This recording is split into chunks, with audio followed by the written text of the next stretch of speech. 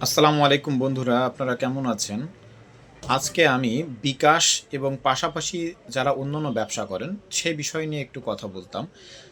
যারা লেনদেন করেন অনেক সময় বাকিতে করতে হয়, সেক্ষেত্রে অনেকেই ফেস পরিচিত বা স্থানীয় হতে পারে। সেক্ষেত্রে আপনি বিকাশের সঙ্গে কখনো অন্য ব্যবসাকে মিল করবেন না।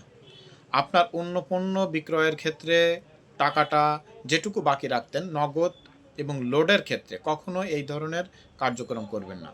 তারা হয়তো দাবি করতে পারে, তখন তাকে স্পষ্টভাবে চোখে চোখ রেখে বলে দেবেন যে, "ভাই, আমার বিষয়টা হচ্ছে এই ব্যবসার অর্থটা আমার একদিকে যায় আর ওই ব্যবসার টাকাটা একদিকে যায়। যেহেতু আমার টাকাটা ২ দিকে যায়, সেইজন্য আমি এইটা আপনাকে এই সম্পর্কের খাতিরে আমি এটা করতে পারব না।" একদম সরাসরি বলে দেবেন ১ম দিনেই। কিন্তু আপনি যদি তাকে সুযোগ দেন, আজকে এরা ৳২০০ বিকাশ করেন, কালকে এরা ৳২,০০০ করবে, তারপর ৳৫,০০০ করবে। এভাবে আপনি মনে করবেন যে, আমার তো এখান থেকে ভালোই তো ব্যবসা হচ্ছে। আদৌ এই ব্যবসাটা আপনার টিকবে না। সম্পর্কটাও টিকবে না। এজন্য আপনি যেটা করবেন, ১ম এই আপনি চোখে চোখ রেখে বলে দেবেন যে, "আমার এখানে এই ধরনের কোনো লেনদেন হয় না।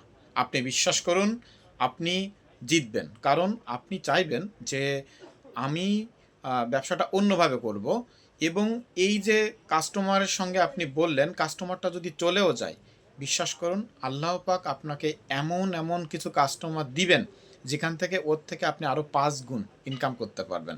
সেইজন্য ওই লোভটাকে যদি আপনি আটকাতে পারেন, আপনি সফল। তা না হলে আপনার ব্যবসা বেশি দিন টিকবে না। তো কথাটা সবসময় মনে রাখবেন। এ ধরনের কিছু ছোট কথা আমি মাঝে মাঝে বলি, ছোট উদ্যোক্তাদের মতো। আ এই এই আরকি। ভালো থাকবেন, সুস্থ থাকবেন।